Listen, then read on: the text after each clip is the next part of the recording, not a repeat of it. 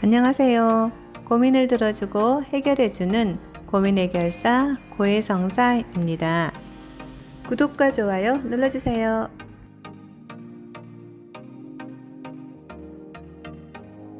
어느 날 날아온 솥장에서 상간남이라는 글자를 보고 아차 싶으셨을 겁니다. 여러 사정이 있으셨겠지만 이미 솥장은 날아왔지요. 이제부터가 중요합니다. 실수를 되돌릴 수는 없으나 최선을 다해 만회해야겠지요. 현명한 상간남 소송 방어 상황별 전략은 솥장을 받았다고 해서 모두가 같은 상황인 것은 아닙니다. 제 경험에 비추어 보니 크게 4가지 상황으로 분류할 수 있었는데요. 각 상황별로 적합한 대응 전략을 소개해 드리겠습니다. 여러분의 상황이 어느 경우에 해당하는지 비추어 보시고 도움을 얻으셨으면 좋겠습니다. 첫 번째, 아무런 접점이나 관련이 없는데 억울하게 솥장을 받은 경우. 이러한 상황에서 가장 억울한 사람은 여러분이시겠지요. 전혀 만난 사실이 없는데 상간남 누명을 쓰는 일은 없어야 할 것입니다. 솥장에는 분명 과장과 허위가 혼재되어 있을 것입니다. 가령 없었던 사실을 억지로 주장하거나 일적인 만남을 사적인 만남으로 둔갑시키는 것이지요. 여러분께서는 이를 반박하는 답변서를 작성하셔야 합니다.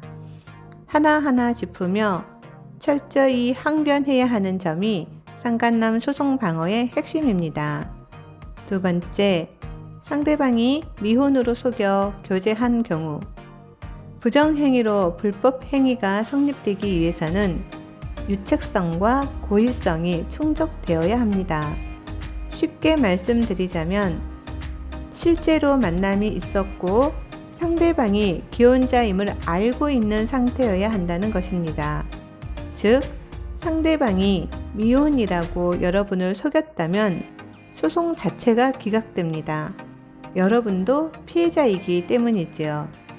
여러분도 속은 입장이라는 것을 반드시 인지하셔야만 합니다.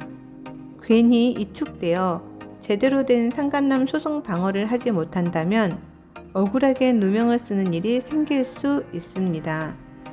기혼임을 의심할 수 없을 만큼 만남이 장기간 지속된 경우도 이에 해당될 수 있겠지요. 그러한 사실을 적극적으로 항변하셔야만 합니다.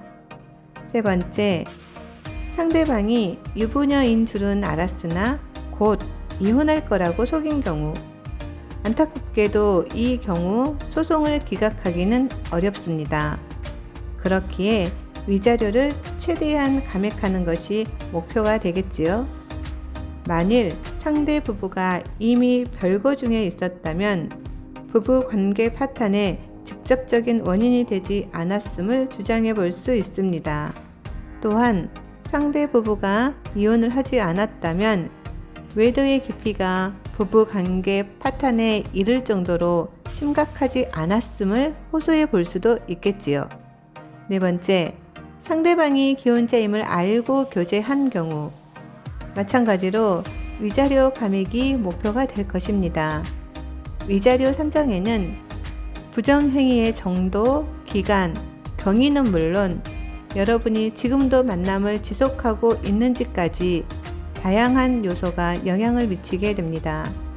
따라서 여러분의 상황을 분석하여 유리한 점을 호소하는 것이 가장 중요한데요. 반드시 전문가와 상담하여 전략적으로 방어를 준비하시기 바랍니다. 오늘은 상간남 소송 방어 방법에 대해 말씀드렸는데요. 조금 더 궁금한 내용이 있거나 상담을 구체적으로 하고 싶으신 분들은 아래 더 보기란을 참고해 주시면 감사하겠습니다. 감사합니다.